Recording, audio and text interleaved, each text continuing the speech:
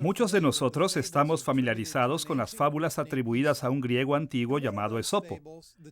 En una de esas fábulas, La tortuga y la liebre, una liebre presumía constantemente de ser la más veloz de todos los animales.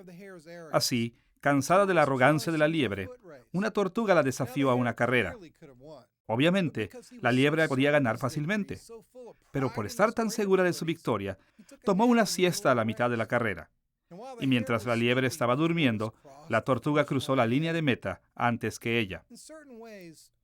De cierta manera, muchos cristianos que vivían en la ciudad de Corinto durante el primer siglo eran como la liebre de la fábula de Esopo.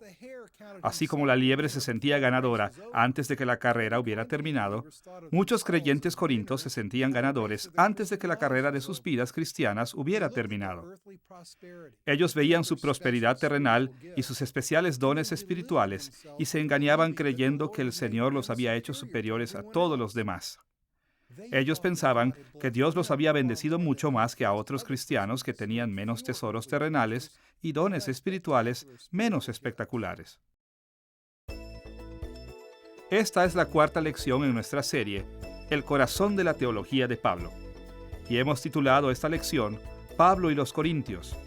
En esta lección veremos cómo Pablo se dirigió a esos cristianos orgullosos en sus cartas, ahora conocidas como Primera y Segunda de Corintios. Aunque Pablo tenía muchos problemas específicos que tratar, él centró la mayor parte de su atención de esas cartas en la fuente principal de todos sus problemas, la creencia falsa de que algunos de ellos ya habían cruzado la meta de llegada de la vida cristiana, mientras que en realidad la carrera aún seguía. Nuestro estudio de Pablo y los Corintios se dividirá en tres partes. Primero, veremos el trasfondo de las cartas de Pablo a los Corintios. Segundo, examinaremos la estructura y contenido de Primera y Segunda de Corintios. Y tercero, veremos cómo las cartas de Pablo revelaron una de sus perspectivas teológicas centrales, su doctrina de los últimos días o su escatología. Veamos primero el trasfondo de las cartas de Pablo a los Corintios. El apóstol Pablo escribió sus cartas para dirigirse a situaciones específicas que surgieron en diferentes iglesias. Así que, cuando vemos Primera y Segunda de Corintios, debemos hacer algunas preguntas básicas. ¿Qué estaba pasando en la iglesia de Corinto? ¿Por qué Pablo les escribió a ellos? Contestaremos estas preguntas de dos maneras. Primero, exploraremos el tercer viaje misionero de Pablo y segundo, profundizaremos en algunos problemas en Corinto que se desarrollaron en la iglesia. Veamos primero el tercer viaje misionero de Pablo. El tercer viaje misionero de Pablo está registrado en Hechos desde el capítulo 18, versículo 23, hasta el capítulo 21, versículo 17. En estos capítulos aprendemos que Pablo repitió muchas veces el itinerario que él siguió en su segundo viaje misionero. Pablo empezó este viaje alrededor del año 52 o 53 después de Cristo. Como en sus dos primeros viajes misioneros, él empezó en Antioquía, en Siria. En Hechos aprendemos que él fortaleció a los creyentes a lo largo de Galacia y Frigia. No se nos especifica las ciudades que visitó en estas áreas. Probablemente visitó por lo menos algunas de las ciudades en que había ministrado previamente, como Derbe, Listra e Iconio en Galacia, y quizás Antioquía en la región de Frigia. Habiendo pasado por Galacia y Frigia, Pablo llegó a la ciudad costera de Éfeso, en la provincia de Asia o Asia Menor. A su llegada en Éfeso, Pablo se encontró con 12 discípulos de Juan el Bautista que rápidamente recibieron el Evangelio de Cristo. Al principio, Pablo evangelizó en la sinagoga, pero en aproximadamente 3 meses, los judíos se endurecieron a su mensaje. Así que, durante los próximos 2 años, él predicó el Evangelio y realizó milagros en otra parte de la ciudad. Finalmente, de alguna manera, Pablo y sus compatriotas entraron en conflicto con los artesanos que fabricaban las urnas de Artemisa, la diosa patrona de Éfeso. Evidentemente, Pablo había convertido a tantos a Cristo que el mercado para las urnas paganas había disminuido considerablemente. Como resultado, los artesanos armaron un escándalo, de tal manera que con amenazas pusieron en riesgo la seguridad de la gente de Pablo. Después de esto, Pablo y sus compañeros de viaje pasaron varios meses en Macedonia y Acaya, regiones que están dentro de la actual Grecia. Lucas no nos dice mucho sobre el viaje de Pablo en esta parte, aunque sí menciona que comenzaron su regreso a Asia de la ciudad de Filipos. Pablo y sus compañeros desembarcaron en Troas. Como él planeaba permanecer allí solo por un día, reunió a los creyentes y les habló ya entrada la noche. Cuando Pablo hablaba, un hombre joven llamado Eutico se durmió y murió al caer de una ventana. Sin embargo, Pablo milagrosamente lo revivió.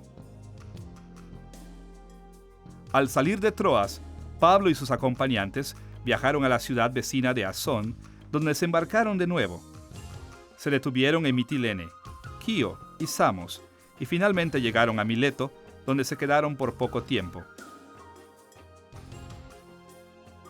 Mientras estaban en Mileto, Pablo mandó a traer a los superiores de la iglesia de la ciudad cercana de Éfeso. Los reunió en Mileto para darles algunas instrucciones de la separación y bendecirlos. Después de esto, el grupo levó la vela de nuevo. Pasando por Cos, Rodas, Pátara y Chipre, llegaron a Tiro, donde ministraron durante una semana. De allí navegaron a Tolemaida y después a Cesarea, donde estaba el profeta de Judea. Agabo le advirtió a Pablo que sería arrestado en Jerusalén, confirmando Pablo que lo que ya sabía era verdad. Aún así, no disuadido por la profecía de Agabo o por las súplicas de sus amigos, Pablo siguió adelante hacia Jerusalén, donde acabó su jornada alrededor del año 57 después de Cristo. Pablo escribió sus 2 cartas canónicas a los Corintios durante esta tercera jornada misionera, así como 2 cartas adicionales que no han sido conservadas. Primera de Corintios fue probablemente escrita en Éfeso, quizás en el año 55 después de Cristo. Poco después de enviar esta carta, Pablo visitó Corinto brevemente, tiempo durante el cual fue gravemente ofendido por un miembro de la iglesia. Después de esta visita, escribió una carta que en la actualidad está perdida, algunas veces llamada la Carta de Angustia. Más tarde, después de recibir un informe de Tito sobre la manera positiva en que se había recibido su Carta de Angustia, Pablo escribió 2 de Corintios, probablemente desde Macedonia, y seguramente dentro del siguiente año, más o menos, de que escribió 1 de Corintios. Ahora que hemos visto cómo las epístolas de Pablo a los Corintios encajan dentro del contexto de su tercer viaje misionero, debemos mirar algunos problemas específicos dentro de la iglesia en Corinto. ¿Qué problemas estaban causando el tumulto? ¿Por qué Pablo tenía que escribirles tantas veces? Como leemos en Hechos capítulo 18, Pablo había plantado la iglesia corintia durante un viaje misionero anterior y había vivido en Corinto por lo menos 1 año y medio en esa ocasión. Pero después de su salida, los corintios cristianos se olvidaron de algunas de las enseñanzas de Pablo y otras las aplicaron mal. Como resultado, surgieron varios conflictos significantes y problemas en la iglesia. Muchos de los problemas que surgieron en Corinto provinieron de un malentendido de escatología. ¿Cómo había traído Cristo los tiempos venideros, los tiempos de salvación y vida? Muchos de los corintios habían llegado a creer que realmente habían recibido más de las bendiciones del futuro que nadie más. Ellos pensaron que ya habían recibido las bendiciones últimas de Dios. Para nuestros propósitos, veremos cómo este malentendido desencadenó 4 problemas eminentes. Primero, dañó las relaciones dentro de la iglesia. Segundo, la mala conducta sexual. Tercero, los abusos en el culto. Y cuarto, un rechazo a la autoridad de Pablo. Veamos primero el problema de las relaciones dañadas. Pablo mencionó varios tipos diferentes de relaciones dañadas en sus cartas a los Corintios, incluyendo cosas como rivalidad dentro de la iglesia, demandas legales entre los creyentes, indiferencia hacia los pobres entre ellos, y una desatención para ministrar a los pobres en Jerusalén. Veamos primero el problema de rivalidad. Antes de escribir 1 de Corintios, Pablo recibió un informe de que los creyentes en Corinto estaban unos en contra de otros, identificándose cada quien con el maestro que mejor les pareciera. Escuche la manera en que Pablo describió su actitud en 1 Corintios capítulo 1, versículos 12 y 13. Quiero decir que cada uno de vosotros dice: yo soy de Pablo, y yo de Apolos, y yo de Cefas, y yo de Cristo. ¿Acaso está dividido Cristo? ¿Fue crucificado Pablo por vosotros? ¿O fuisteis bautizados en el nombre de Pablo? Pablo se pasmó de la mezquindad que dividió a estos creyentes. Después de todo, Pablo, Apolo, Pedro y Jesús enseñaron lo mismo, y era que Jesús era supremo, y que los apóstoles y maestros como Pedro, Pablo y Apolo eran sus siervos. Ellos no buscaron construir escuelas con rivalidad de pensamiento, sino construir la iglesia de Jesucristo. Como Pablo escribió en 1 Corintios capítulo 3, versículos 5 y 11. ¿Qué pues es Pablo y qué es Apolos? Servidores por medio de los cuales habéis creído, y eso según lo que a cada uno concedió el Señor. Porque nadie puede poner otro fundamento que el que está puesto, el cual es Jesucristo. Pedro, Pablo, Apolo y otros líderes humanos obedecieron a Jesús en todas las cosas. Ellos hicieron lo que Jesús les había dicho que hicieran, que era predicar su evangelio y construir su iglesia. Tristemente, las divisiones en la iglesia no eran simplemente ideológicas. Resulta que los cristianos en Corinto estaban llevándose entre sí a la corte. Escuche cómo Pablo describió la situación en 1 Corintios capítulo 6, versículos 7 y 8. Así que, por cierto, es ya una falta en vosotros que tengáis pleitos entre vosotros mismos. ¿Por qué no sufrís más bien el agravio? ¿Por qué no sufrís más bien el ser defraudados? Pero vosotros cometéis el agravio y defraudáis, y esto a los hermanos. Esta falta de preocupación entre sí también era evidente en la manera que los pobres fueron maltratados en la cena del Señor. Pablo reprendió esta conducta en 1 Corintios capítulo 11, versículos 21 y 22. Porque al comer, cada uno se adelanta a tomar su propia cena, y uno tiene hambre y otro se embriaga. Pues ¿qué? ¿No tenéis casas en que comáis y bebáis? ¿O menospreciáis la iglesia de Dios y avergonzáis a los que no tienen nada? ¿Qué os diré? ¿Os alabaré? En esto no os alabo. Tal egoísmo también llevó a una cuarta forma de relación dañada entre los cristianos: su abstención para recaudar fondos de ayuda que habían prometido a los cristianos necesitados en Jerusalén. Pablo les había dicho que hicieran esta colecta incluso antes de que él les escribiera 1 Corintios, pero cuando les envió 2 Corintios, ellos todavía no lo habían hecho. Escuche la exhortación de Pablo a ellos con respecto a este asunto en 2 Corintios capítulo 8, versículos 10 y 11. Porque esto os conviene a vosotros, que comenzasteis antes, no solo a hacerlo, sino también a quererlo, desde el año pasado. Ahora pues, llevad también a cabo el hacerlo, para que como estuvisteis prontos a querer, así también lo estéis en cumplir. Pablo les encomendó que expresaran un deseo de satisfacer las necesidades de los santos en Jerusalén, pero tuvo que presionar este asunto a lo largo de 2 Corintios capítulos 8 y 9 para conseguir que llevaran a cabo su promesa. Además de las relaciones dañadas, también eran evidentes varios problemas sexuales diferentes en la iglesia de Corinto. Parece que muchos corintios creyeron que porque Jesús había venido, las cuestiones sexuales ya no eran significantes. De esta actitud, parece que surgieron dos puntos divergentes de la sexualidad. Por un lado, algunos en la iglesia, al parecer, adoptaron la perspectiva de la licencia sexual. Esto probablemente generaba una variedad de problemas, quizás incluso la homosexualidad y prostitución. Pero Pablo mencionó un problema explícitamente. Un hombre estaba cohabitando con su madrastra. Escuche el reproche de Pablo sobre esta situación en 1 Corintios capítulo 5, versículos 1 y 2. De cierto se oye que hay entre vosotros fornicación, y tal fornicación cual ni aun se nombra entre los gentiles, tanto que alguno tiene la mujer de su padre. Y vosotros estáis envanecidos. ¿No debierais más bien haberos lamentado, para que fuese quitado de en medio de vosotros el que cometió tal acción? En este contexto, el término griego echo, aquí traducido tiene, significa vive sexualmente con. Los corintios estaban tan desconcertados en su teología que ellos realmente se enorgullecían tolerando la relación sexual de este hombre con su madrastra. Por otro lado, algunos creyentes en Corinto se fueron al extremo opuesto. Preferían ascetismo y abstinencia sexual incluso dentro del matrimonio. Pablo reprendió este punto de vista también, porque violaba el convenio del matrimonio y ponía a ambos esposos en gran tentación sexual.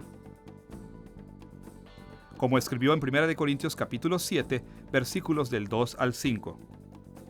Pero a causa de las fornicaciones, cada uno tenga su propia mujer, y cada una tenga su propio marido. El marido cumpla con la mujer el deber conyugal, y asimismo la mujer con el marido. La mujer no tiene potestad sobre su propio cuerpo, sino el marido, ni tampoco tiene el marido potestad sobre su propio cuerpo, sino la mujer. No os neguéis el uno al otro, a no ser por algún tiempo de mutuo consentimiento, para ocuparos sosegadamente en la oración, y volved a juntaros en uno, para que no os tiente Satanás a causa de vuestra incontinencia.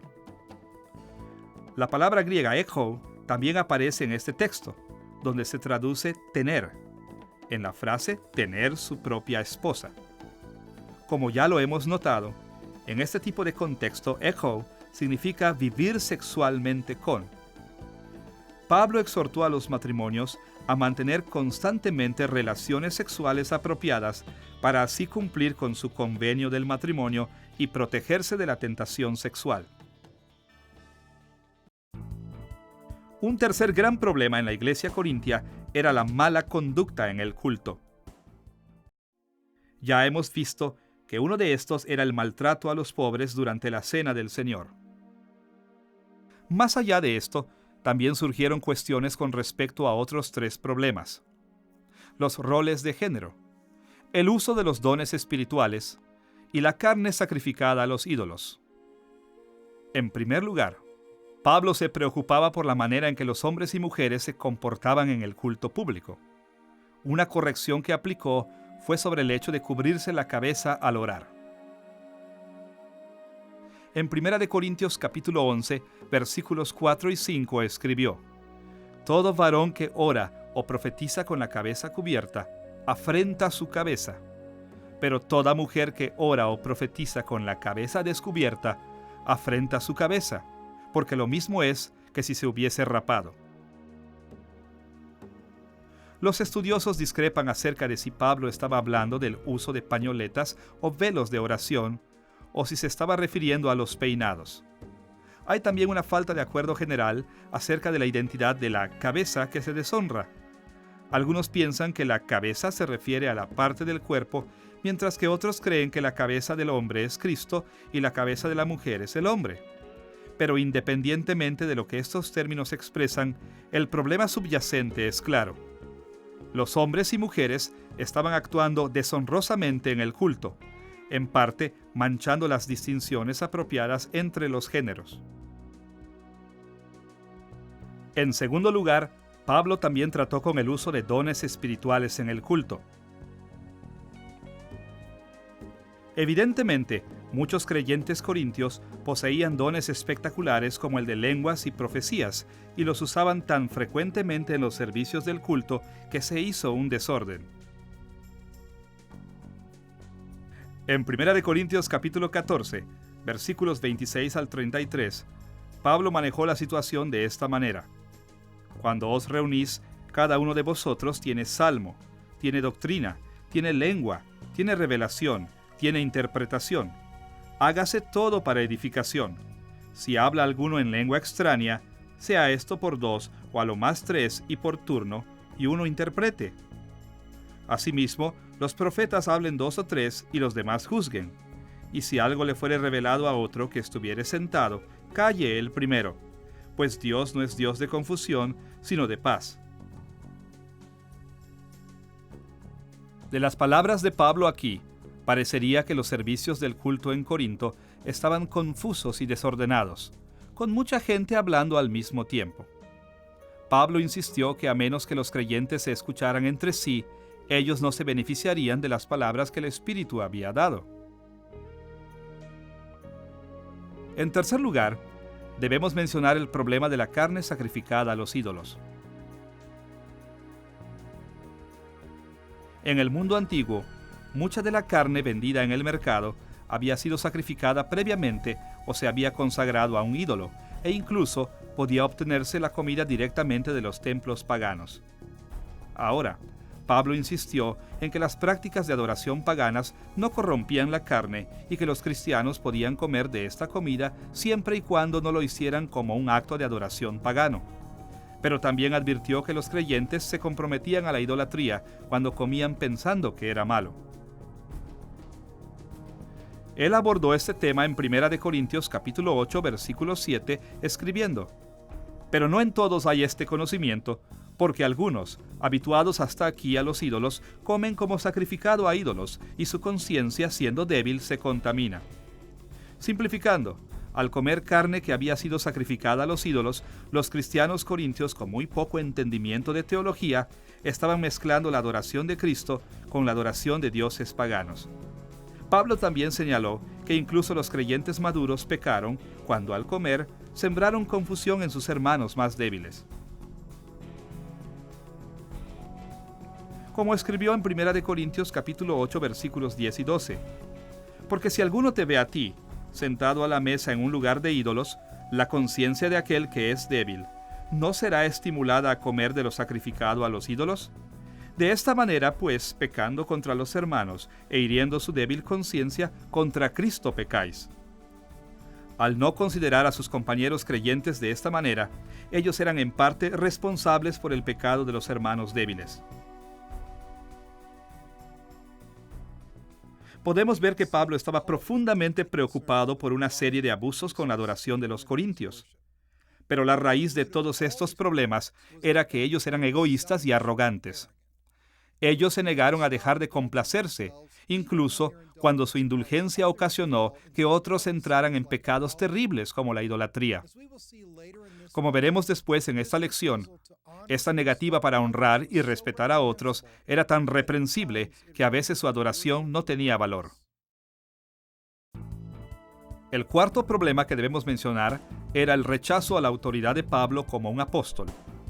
Este era quizás su mayor problema.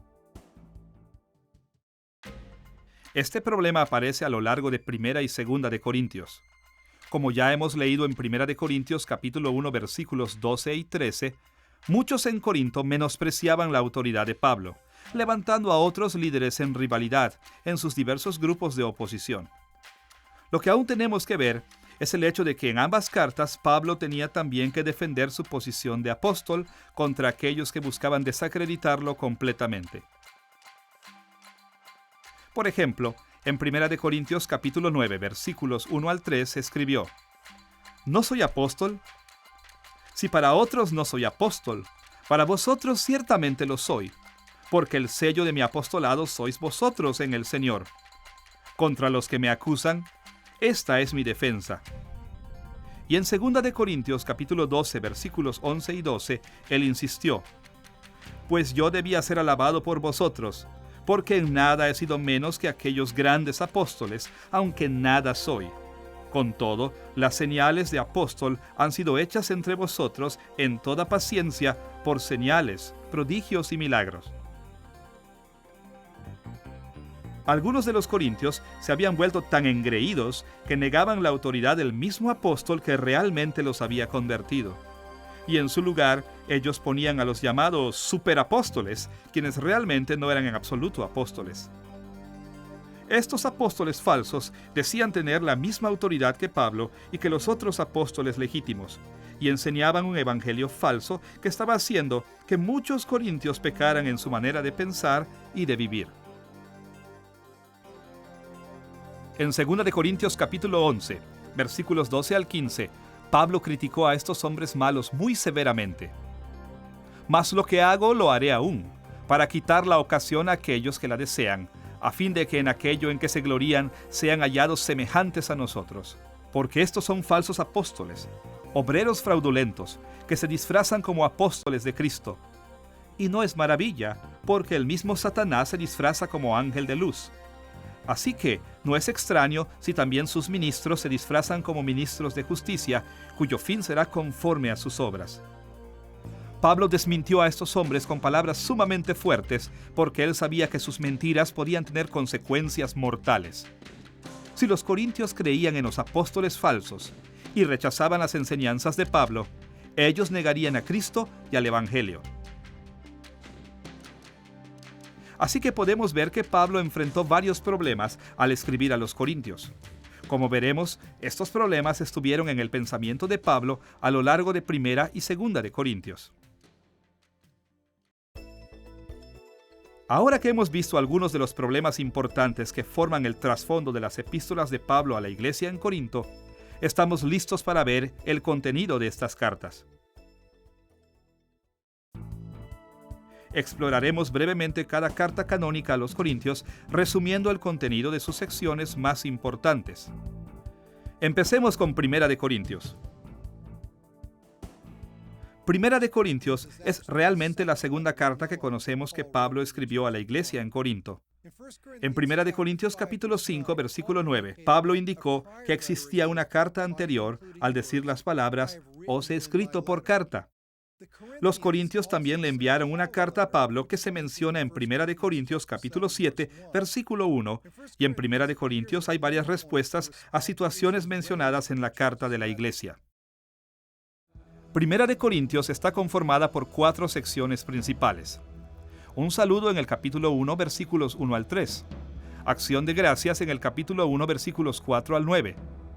La estructura principal que consta de las respuestas a las cartas e informes desde el capítulo 1, versículo 10, hasta el capítulo 16, versículo 12. Y un cierre en el capítulo 16, versículos 13 al 24. El saludo es considerablemente corto, enfatizando que la carta es de Pablo y Estéfanas, y que va dirigida a la iglesia en Corinto. También incluye una bendición corta que se utiliza como un saludo. La acción de gracias también es bastante corta. Expresa la gratitud de Pablo por la fe y el talento espiritual de los corintios y la confianza en su salvación. El cierre contiene varias exhortaciones generales, un endoso de Estéfanas y su casa, un saludo final, una bendición y una nota en la propia mano de Pablo que verifica la autenticidad de la carta. La estructura principal consiste en 2 grandes subdivisiones. Desde el capítulo 1, versículo 10, hasta el capítulo 6, versículo 20, vemos las respuestas de Pablo a los informes que había recibido de la casa de Cloé. Y desde el capítulo 7, versículo 1, hasta el capítulo 16, versículo 12, están las respuestas de Pablo a la carta que él había recibido de la iglesia corintia. En la primera de esas 2 subdivisiones, Pablo abordó 3 problemas principales que habían llamado su atención a través de los mensajes de la casa de Cloé: las divisiones dentro de la iglesia, la inmoralidad y las asociaciones cristianas. Como ya hemos visto, la iglesia corintia tenía varios problemas que originaban divisiones. Ellos se dividieron por lealtad a los líderes de diferentes iglesias como Pablo, Pedro, Apolo y Jesús. Se dividieron entre sí demandándose legalmente y se volvieron arrogantes. Pablo tomó este problema de diferentes maneras. Por ejemplo, él dijo que si solo hubieran fijado su mirada en Jesús como su principal líder y hubieran considerado a los apóstoles y maestros como siervos de Cristo, los corintios no hubieran chocado sobre sus preferencias de ciertos apóstoles y maestros. Al poner a los apóstoles y maestros de la iglesia en un lugar tan alto, ellos habían perdido la visión de Jesús que por mucho sobrepasaba a los otros. Pablo también escribió ampliamente sobre la total ineptitud de la sabiduría mundana al ocuparse de cuestiones espirituales. Evidentemente, la influencia de esta minoría en la iglesia corintia estaba principalmente compuesta por aquellos que la sociedad secular respetaba, como los de una alta sociedad económica y educada. Bajo su dirección, el resto de la iglesia siguió uniéndose a los valores mundanos. Por ejemplo, en el capítulo 1, versículos 19 y 20, escribió: «Pues está escrito, destruiré la sabiduría de los sabios y desecharé el entendimiento de los entendidos. ¿Dónde está el sabio? ¿Dónde está el escriba? ¿Dónde está el disputador de este siglo? ¿No ha enloquecido Dios la sabiduría del mundo? Además de decirles a los corintios que eran tontos por pensar como el mundo, también les dijo que eran espiritualmente inmaduros. En el capítulo 3, versículos 1 y 2, escribió: De manera que yo, hermanos, no pude hablaros como a espirituales, sino como a carnales, como a niños en Cristo. Os di a beber leche y no vianda, porque aún no erais capaces, ni sois capaces todavía. En otras palabras, mientras los corintios divisivos se creían superiores por su sabiduría y madurez, en realidad no sabían casi nada y ni siquiera estaban cerca de calificar para guiar al pueblo de Dios. Sus valores mundanos los habían cegado a la verdad espiritual. Pablo también tomó a los corintios para hablarles sobre la inmoralidad que se le había reportado. Ya hemos mencionado el caso del hombre que estaba cohabitando con su madrastra. Pablo se dirigió a ese problema en el capítulo 5, versículos 1 al 13. Pero escribió más generalmente sobre el asunto en el capítulo 6, versículos 12 al 20, donde aprendemos que al parecer los corintios habían usado mal la frase «todo me es lícito». Pablo respondió directamente a este error calificando la frase en los versículos 12 y 13. «Todas las cosas me son lícitas, mas no todas convienen. Todas las cosas me son lícitas, mas yo no me dejaré dominar de ninguna. Pero el cuerpo no es para la fornicación, sino para el Señor, y el Señor para el cuerpo». Como hemos visto, algunos corintios pensaron que cualquier conducta sexual era permitida ahora que Jesús había venido. Ahora, en otra parte, en el capítulo 6, Pablo mencionó varios pecados sexuales que habían caracterizado a los corintios antes de su venida a Cristo, incluyendo fornicación, adulterio, prostitución de hombres y mujeres y homosexualidad. Es posible, aunque no un hecho, que sus declaraciones sobre la inmoralidad se hayan dirigido a los miembros de la iglesia corintia que aún practicaban estas actividades. Por lo menos, la tolerancia de la iglesia hacia el hombre que claramente cohabitó con su madrastra demostraba su negligencia en esta área. Finalmente, Pablo aclaró algunas de las instrucciones que previamente había dado a la iglesia acerca de las asociaciones cristianas. Él quería que mantuvieran una relación con los no creyentes en el mundo, pero que guardaran su distancia con los que se decían ser creyentes, pero tenían grandes pecados y traían una mala reputación al pueblo de Dios, como el hombre que vivía en una relación sexual con su madrastra.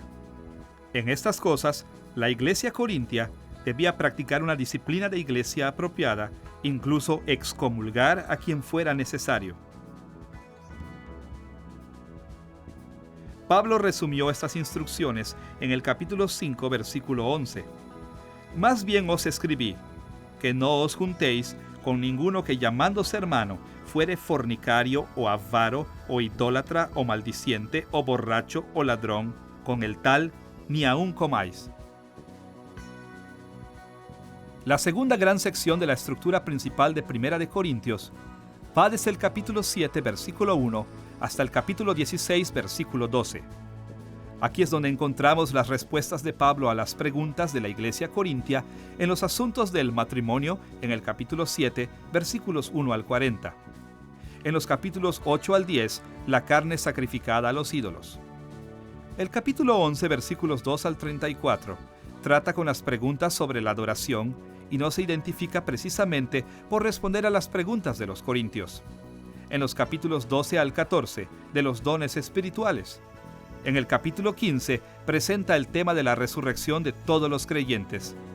En el capítulo 16, versículos 1 al 12, la colecta para la iglesia en Jerusalén y Apolo. Las primeras preguntas que Pablo respondió fueron sobre el matrimonio, después sobre las nupcias y el celibato. Pablo realzó estos temas en el capítulo 7, versículos 1 al 40. La tendencia de algunos creyentes corintios hacia el ascetismo parece haber dado lugar a las preguntas sobre la conducta sexual dentro del matrimonio y sobre lo honorable del matrimonio mismo. En respuesta a esto, Pablo aseveró en ambos el matrimonio y el celibato e insistió en que el matrimonio debe incluir un elemento sexual.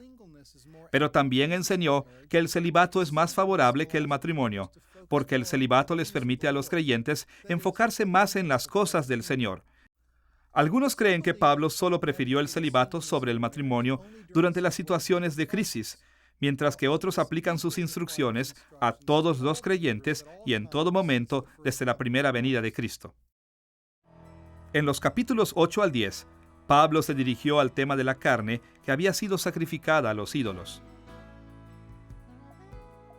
Ya hemos hablado de la comida que se servía en los templos de los ídolos, que es el tema principal del capítulo 8. Pero en la práctica común, en los templos paganos, no se comían ni servían toda la carne de los animales que mataban, y a menudo vendían el resto. Así que, en el capítulo 10, Pablo escribió sobre la carne comprada en el mercado. Él defendió a los creyentes que comían de esta carne, siempre y cuando no lo hicieran como un acto de culto pagano o en contra de su conciencia. Pero también les enseñó a no comer cuando sus acciones pudieran ser tomadas equivocadamente para la idolatría. En el capítulo 9, explicó su propio deseo de restringir esa libertad cristiana, pidiendo implícitamente a otros que hicieran lo mismo. En el capítulo 11, Pablo se enfocó en dos temas relacionados con la adoración: roles de género, lo cual mencionó en los versículos 2 al 16, y el maltrato a los pobres durante la Cena del Señor, con lo cual trató en los versículos 17 al 34. Ya hemos investigado estos dos temas, así que ya no vamos a hablar de ellos, más que mencionar que la misma arrogancia y egocentrismo por la que habían surgido grupos de oposición dentro de la iglesia, demandas, y que cristianos débiles tropezaran por lo que comían, habían también hecho que creyentes no se respetaran entre sí en la adoración. No nos sorprende que la solución de Pablo no fuera solo detener las conductas ofensivas, sino también cambiar actitudes del corazón. En los capítulos 12 al 14, Pablo abordó problemas relacionados al uso de dones espirituales. En el capítulo 12 explicó que el Espíritu Santo no dio los dones para reforzar la condición de los que los recibían o como un premio al que era recto. Más bien se los dio a las personas según las necesidades de la iglesia. En el capítulo 13, que normalmente es conocido como el capítulo de amor, Pablo explicó que todos los dones espirituales serían usados en amor y que si no se usaran de esta manera, no tendrían valor. Finalmente, en el capítulo 14, reprendió a los corintios por sus servicios de adoración tan desordenados y dio las instrucciones sobre cómo debían refrenar el uso de sus dones en la adoración pública. El capítulo 15 presenta el tema de la resurrección de todos los creyentes. Evidentemente, algunos en la iglesia corintia negaban que los creyentes serían levantados de la muerte con un cuerpo. En respuesta a este error, Pablo explicó que la resurrección de Cristo era esencial para el Evangelio y que para que los creyentes recibieran la salvación final, tendrían que ser levantados así como lo fue Jesús. Pablo terminó de responder a las preguntas de los corintios en el capítulo 16, versículos 1 al 12, dándoles instrucciones de cómo realizar la colecta que se necesitaba para la iglesia en Jerusalén y haciendo algunos comentarios sobre Apolo. Ahora que hemos visto el contenido de Primera de Corintios, debemos centrar nuestra atención en el contenido de la segunda carta canónica de Pablo a los Corintios. Segunda de Corintios puede esquematizarse de varias maneras. Aquí hemos escogido 4 títulos principales para presentar su material. Un saludo en el capítulo 1, versículos 1 y 2. Una introducción en el capítulo 1, versículos 3 al 11. La estructura principal del capítulo 1, versículo 12 al capítulo 13, versículo 10. Y un cierre en el capítulo 13, versículos 11 al 14. El saludo establece que la carta es de Pablo y Timoteo e identifica a la iglesia en Corinto y los santos en la región circundante de Acaya como el público hacia el que estaba dirigida. Incluye una bendición corta que sirve como un saludo. El incluir una introducción no es algo típico de Pablo. Esta introducción en especial describe el intenso sufrimiento por el que Pablo estaba pasando por causa de su ministerio, así como el consuelo que recibió de Dios. Mientras esta sirve principalmente para hacer que los corintios simpaticen con los argumentos de Pablo, también ofrece un gran consuelo a todos los creyentes que sufren por causa del Evangelio. Incluso se refiere al Señor como Dios de toda consolación. Es más, anima a aquellos que sufren a que aprendan de sus experiencias cómo confortar a otros que sufren. El cierre es bastante breve. Consiste en algunas exhortaciones generales y un saludo final. La estructura principal constituye el contenido de la carta e incluye 5 subdivisiones mayores. Un argumento sobre la conducta de Pablo, del capítulo 1, versículo 12 al capítulo 2, versículo 11. Un argumento sobre el ministerio de Pablo, del capítulo 2, versículo 12 al capítulo 7, versículo 1. Las instrucciones con respecto a la colecta para Jerusalén, del capítulo 7, versículo 2 al capítulo 9, versículo 15. Un argumento continuando sobre el ministerio de Pablo, del capítulo 10, versículo 1 al capítulo 12, versículo 13. Y un argumento sobre la próxima visita de Pablo, del capítulo 12, versículo 14 al capítulo 13, versículo 10. Del capítulo 1, versículo 12 al capítulo 2, versículo 11, Pablo defendió su conducta de 2 maneras. Primero explicó por qué no había visitado Corinto como lo había planeado previamente. Y segundo, habló de un mal que se le había estado haciendo a él por uno de los corintios. Evidentemente, después de que Pablo dio a conocer sus planes de visitar Corinto, surgió un conflicto entre él y algunos de la iglesia corintia.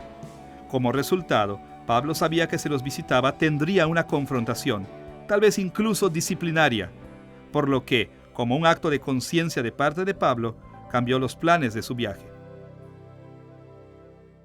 Varios cristianos en Corinto no comprendieron que este era un acto de misericordia y se ofendieron por el cambio de sus planes. Algunos incluso cuestionaron su credibilidad. En lo que podría haber sido una cuestión relacionada, Pablo también se dirigió a la situación particular de un creyente que lo había juzgado mal y que en consecuencia había sido disciplinado por la iglesia. Pablo le aseguró a la iglesia que había perdonado al hombre y que la disciplina había sido suficiente, y le dio instrucciones a la iglesia de reafirmar su amor por el hombre y restaurarlo en compañerismo. Del capítulo 2, versículo 12, al capítulo 7, versículo 1, Pablo se dirigió a un problema más serio. Ciertos individuos dentro de la iglesia corintia continuaron dudando de la posición de apóstol de Pablo. Como ya hemos visto, Pablo se había dirigido a este problema en 1 de Corintios. Pero por sus palabras en 2 de Corintios, es obvio que varios de los cristianos en Corinto no se habían arrepentido de su error.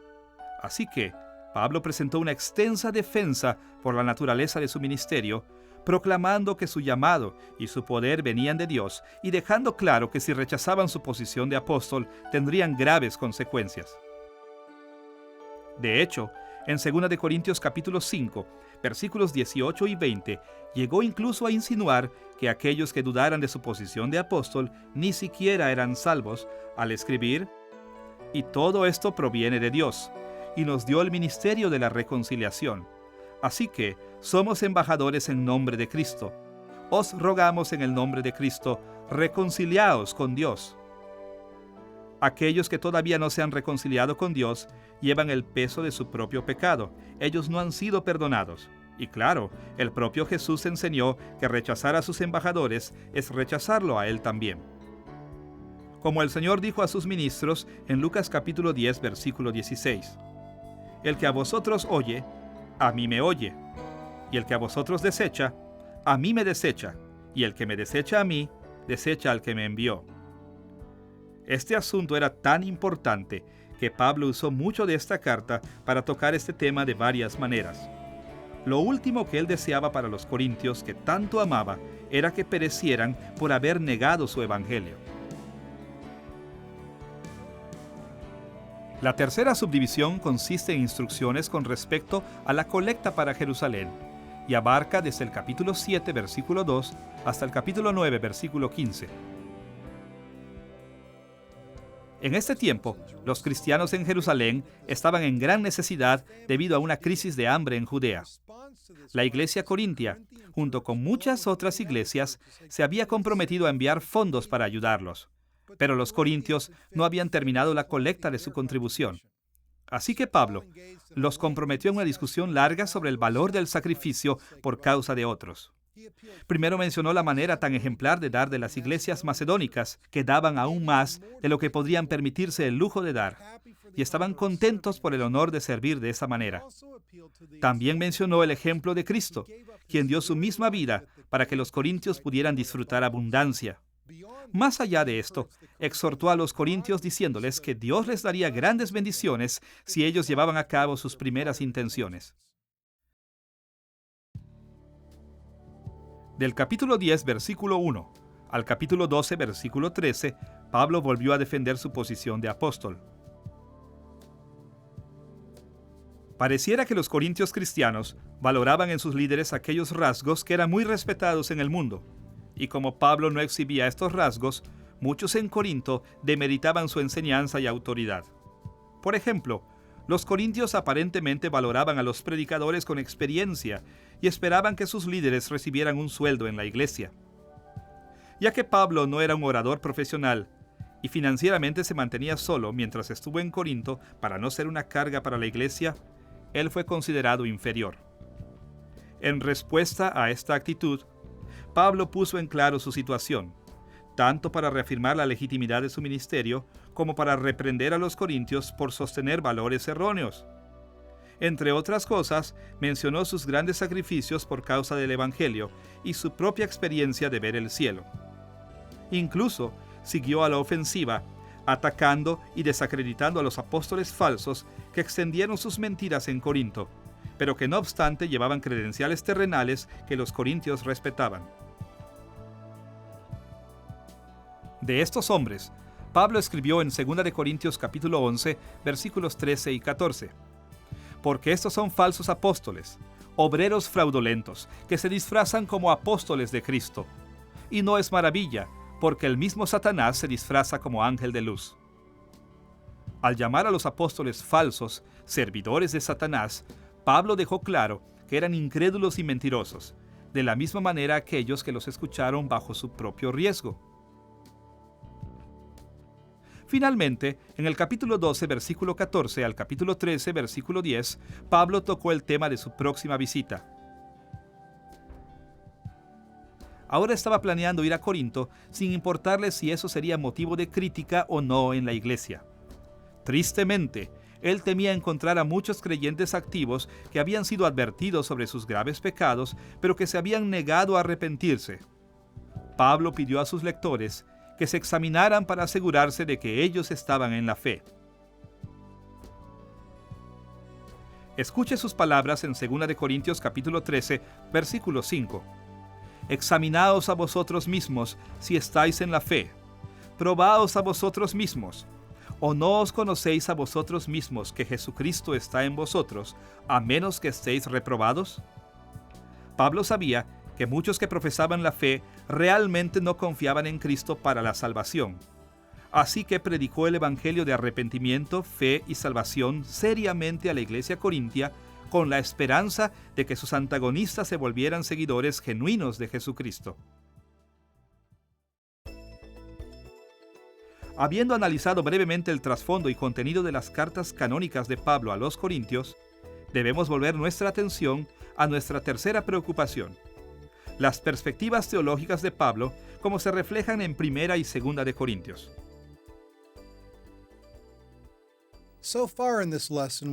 Hasta ahora en esta lección, hemos analizado varios problemas específicos que Pablo abordó en 1 y 2 de Corintios. Y hemos insinuado que el escaso entendimiento de los corintios sobre la escatología influyó significativamente en todos estos problemas. Así que volveremos nuestra atención a la manera en que Pablo usó su doctrina de los últimos días o su escatología para corregir a su audiencia. Como lo hemos notado a lo largo de estas lecciones, la escatología de Pablo estaba arraigada a las perspectivas judías comunes en el plan de Dios para la historia. Durante el primer siglo, el conocimiento judío dominante era que el Antiguo Testamento dividía la historia en dos eras, esta era y los tiempos venideros. Esta era se refería a la era presente de pecado, juicio y muerte, mientras que los tiempos venideros se referían a la era futura de el último juicio y las bendiciones, las últimas bendiciones para el pueblo de Dios y el último juicio contra sus enemigos. El evento que marcó la transición entre las eras fue la venida del Mesías o Cristo. Cuando el Mesías vino, se pensó que él finalizaría esta era y empezaría los tiempos venideros. Claro, los seguidores de Cristo, como Pablo y los otros apóstoles, reconocieron que la historia no se había desplegado precisamente de la manera en que la teología judía lo suponía. No había duda de que Jesús era el Mesías, y él inauguró los tiempos venideros, pero él no cumplió todas las bendiciones prometidas en su totalidad. Para abreviar, vivimos en un tiempo en el que los tiempos venideros de la salvación eterna ya están aquí de alguna manera, pero todavía no de otra. Este es un tiempo en el que la era presente y los tiempos venideros existen simultáneamente. Durante esta intersección de las eras, aunque nosotros disfrutamos de muchas bendiciones de los tiempos venideros, también debemos reconocer la pelea y penalidad que aún existe en la era de pecado y muerte. Pablo supo que este modelo de escatología creó dificultades a la iglesia primitiva porque los dejó en duda de cuánto de los tiempos venideros ya estaba presente. En las lecciones anteriores hemos visto que algunos creyentes tomaron posiciones extremas en este asunto. Por ejemplo, Tesalonicenses desarrolló lo que nosotros llamamos escatología sobreentusiasta, creyendo que en el futuro inmediato Jesús anularía la era presente y consumaría los tiempos venideros en toda su plenitud. Como resultado, ellos consideraban que la vida en esta era realmente no tenía ninguna importancia. Los Gálatas, por su lado, actuaron como si los tiempos venideros no hubieran llegado de ninguna manera significativa. Nosotros etiquetamos su error como escatología minimizada. Conforme veamos de cerca los problemas en Corinto y a las respuestas de Pablo hacia ellos, veremos que los corintios también habían fallado grandemente en la evaluación del plan de las eras. En sus mentes, la era presente de pecado y muerte había dejado de existir por completo, dejándolos en libertad de disfrutar la plenitud de la dádiva de los tiempos venideros. Su error estaba dentro de una escatología sobrerealizada. Así que, mientras Pablo habló de problemas específicos en su iglesia, les enseñó cómo evaluar y vivir sus vidas propiamente durante la transición del ya y el todavía no. Aunque Pablo se dirigió a los problemas de los corintios de muchas maneras, nos enfocaremos en tres elementos de su escatología que aparecieron con regularidad en estas cartas. La fe, sobre todo con respecto a la superioridad de Cristo. La esperanza en el futuro y no en el mundo presente. Y el amor como un elemento crucial del vivir cristiano. Primero, veamos la forma en que Pablo dio énfasis a la superioridad de Cristo para curar los desequilibrios en la fe de los corintios. En esta lección hemos visto que el orgullo de los corintios y su arrogancia causaron muchos problemas en la iglesia. Principalmente, esta arrogancia se desarrolló porque los corintios habían perdido su vista de la exaltación de Cristo como Señor sobre todo y Cristo como Salvador de todo. Con respecto al señorío de Cristo, ellos le quitaron énfasis a su papel de la consumación y el gobierno de su reino. Algunos corintios cristianos actuaban como si Cristo hubiera traído el reino de Dios en prácticamente toda su plenitud para que ellos ya disfrutaran de muchas, sino es que de la mayoría de las bendiciones eternas que Dios tiene en mente para los creyentes. También actuaron como si Jesús los hubiera puesto como gobernantes sobre su reino terrenal recientemente establecido. Esto parece haber sido sobre todo la opinión de aquellos corintios que manejaron la autoridad en la iglesia. Imaginaron que Cristo les había dado este poder porque ellos eran más sabios y más espirituales que los demás. Escuche la manera en que Pablo los reprendió por esta manera de pensar en 1 Corintios capítulo 4, versículos 7 al 10. ¿Por qué? ¿Quién te distingue? ¿O qué tienes que no hayas recibido? Y si lo recibiste, ¿por qué te glorías como si no lo hubieras recibido? Ya estáis saciados, ya estáis ricos, sin nosotros reináis. Y ojalá reinaseis para que nosotros reinásemos también juntamente con vosotros. Porque según pienso, Dios nos ha exhibido a nosotros los apóstoles como postreros, como a sentenciados a muerte, pues hemos llegado a hacer espectáculo al mundo, a los ángeles y a los hombres. Nosotros somos insensatos por amor de Cristo, mas vosotros prudentes en Cristo. Nosotros débiles, mas vosotros fuertes. Vosotros honorables, mas nosotros despreciados. En este pasaje, Pablo se burló de la manera tan arrogante de pensar de estos corintios. Ellos pensaban que habían merecido un estatus y la honra, pero de hecho era Cristo quien les había dado estas cosas. Ellos sabían que los seguidores fieles de Cristo reinarían en la tierra restaurada con Él un día, pero pensaban tontamente que su reino ya había empezado, aunque Cristo aún no hubiera vuelto como rey. Y exigieron para ellos mismos sabiduría, fuerza y gloria que realmente pertenecían solo a Cristo. En ciertos aspectos, estos errores son entendibles. Los corintios evaluaron correctamente que los creyentes reinarán en la nueva tierra después de que Cristo la restaure. Y entendieron apropiadamente que los creyentes reciben premios eternos basados en sus acciones en esta vida.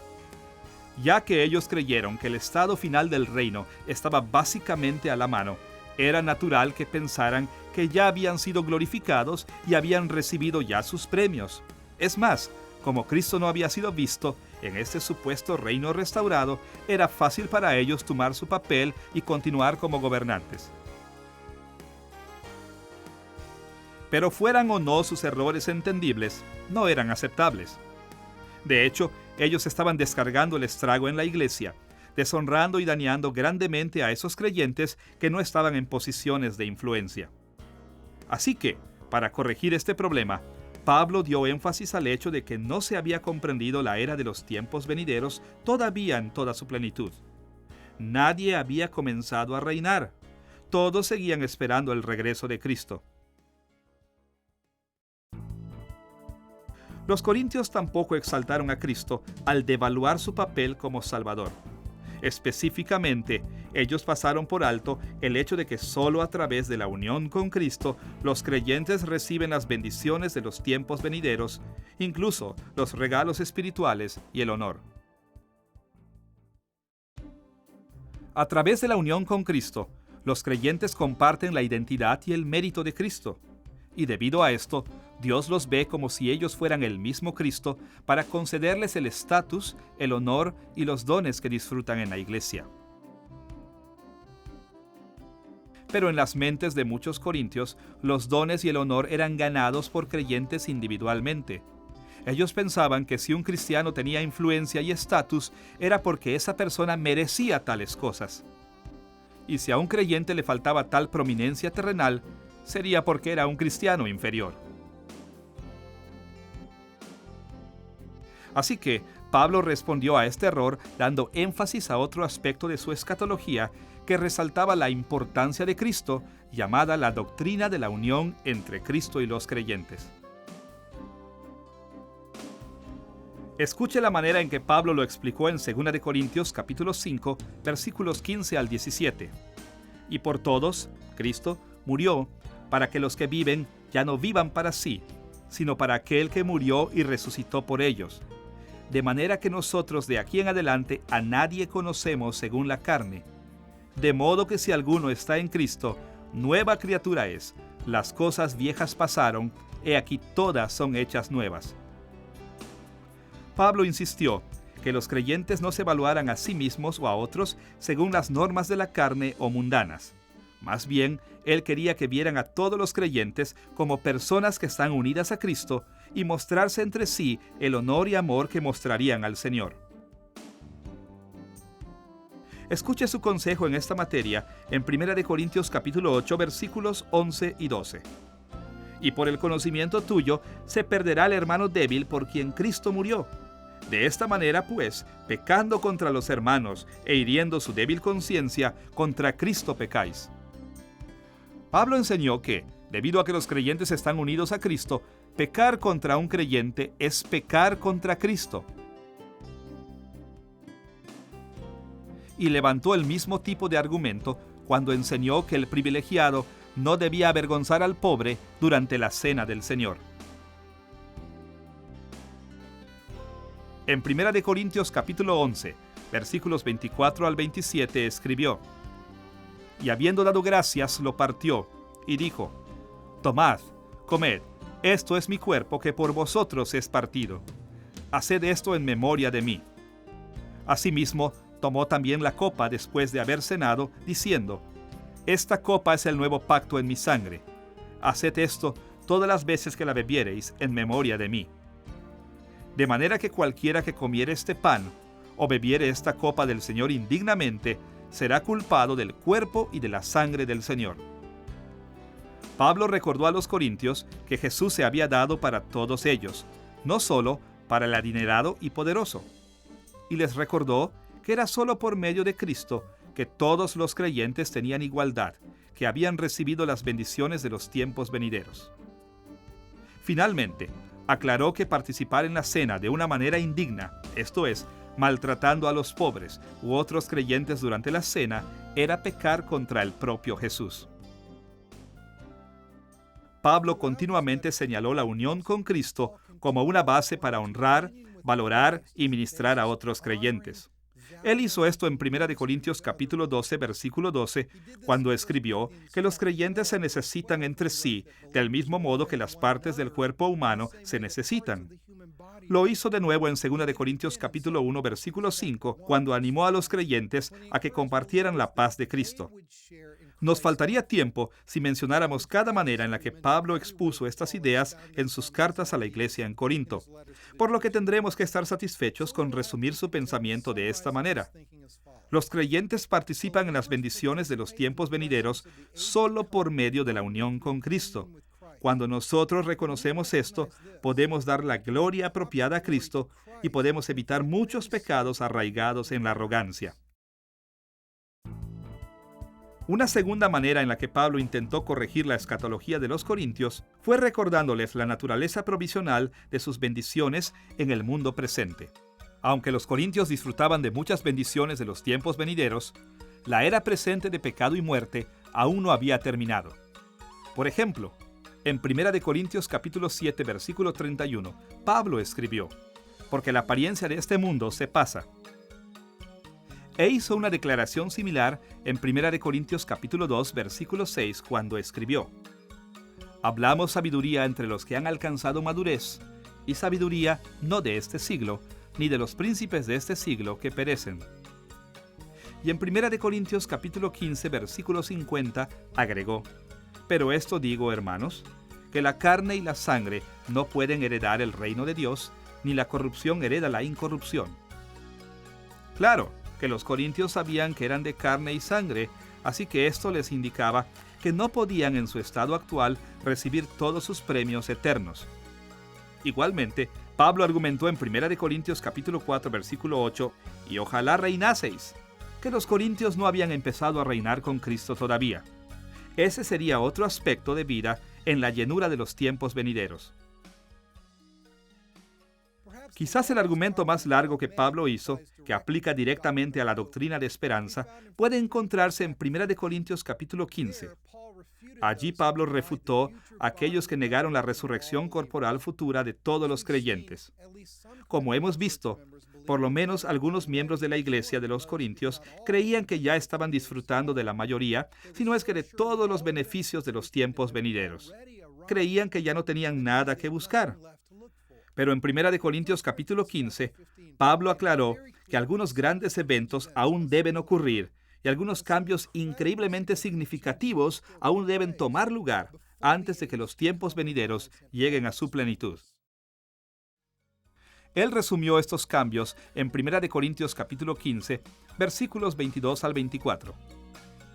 Porque así como en Adán todos mueren, también en Cristo todos serán vivificados, pero cada uno en su debido orden. Cristo, las primicias, luego los que son de Cristo en su venida. Luego el fin, cuando entregue el reino al Dios y Padre, cuando haya suprimido todo dominio, toda autoridad y potencia. Los creyentes deben levantarse de la muerte, así como Cristo lo ha hecho, pero su resurrección no tendrá lugar hasta que Cristo vuelva. Entonces pasarán la eternidad con Él en sus cuerpos glorificados. El regreso de Cristo y la resurrección de los creyentes señalarán el fin de estos tiempos con su gobierno, su autoridad y su poder. Como Cristo no había vuelto todavía y la resurrección no había tenido lugar aún, los corintios, a pesar de lo que pensaban, todavía no estaban viviendo en gloria. Tal como lo escribió en 1 Corintios capítulo 15, versículo 19.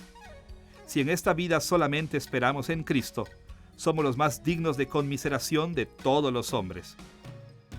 Simplemente hablando de la naturaleza provisional del mundo presente, Pablo esperó darles una perspectiva realista a los corintios en sus vidas y su iglesia, y esperó que esta nueva perspectiva los llevara a arrepentirse de su arrogancia y pecado.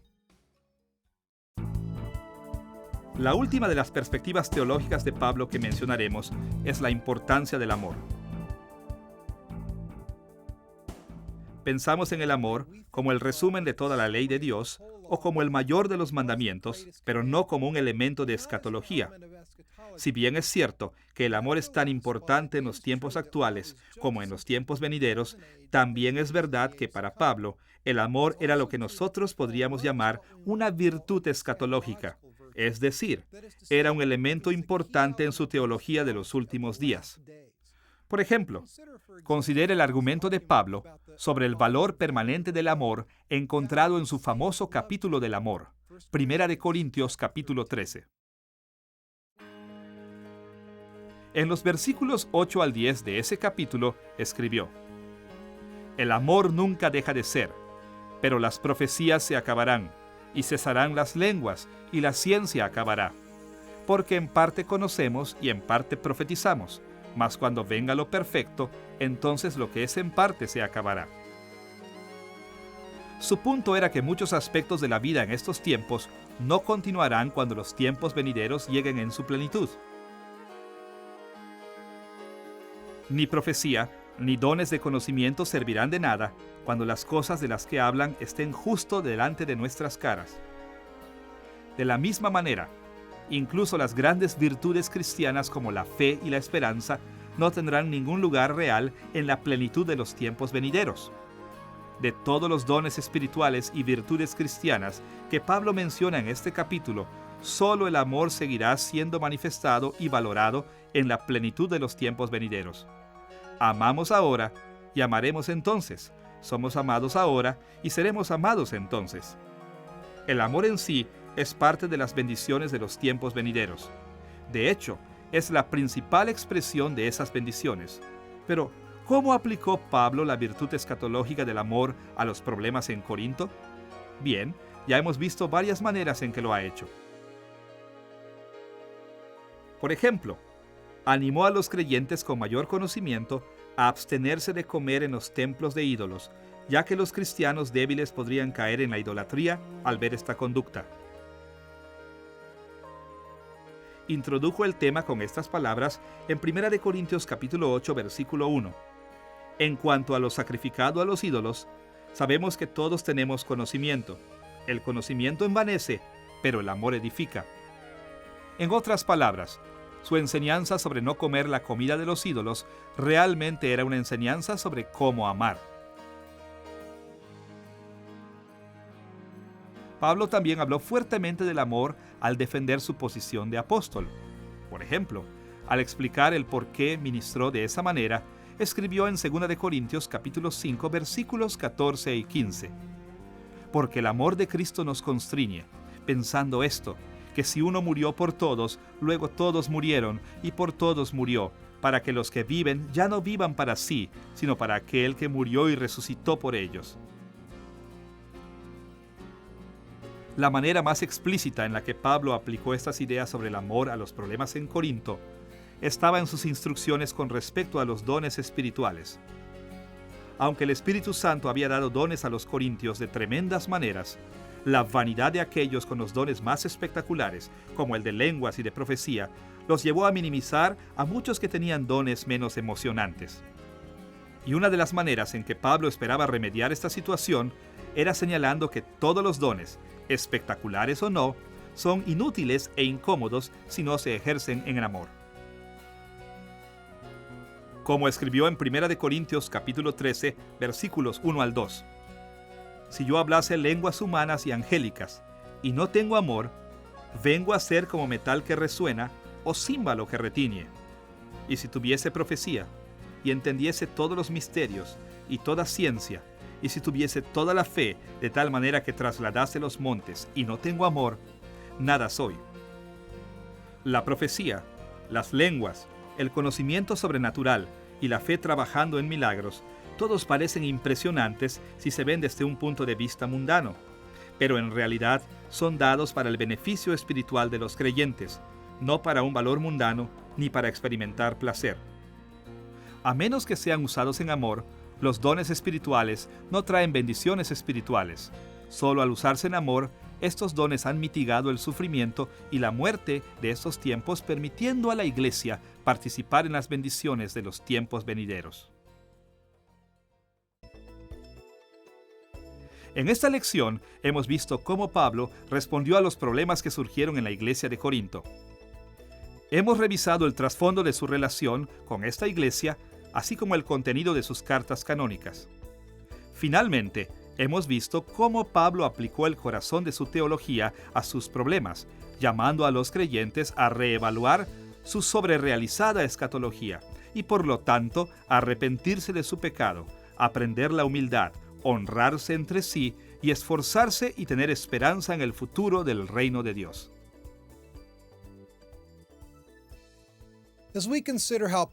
Cuando consideramos cómo Pablo manejó la iglesia corintia, nos damos cuenta de que su escatología era un elemento esencial en las soluciones a sus problemas y también de que puede instruirnos hoy.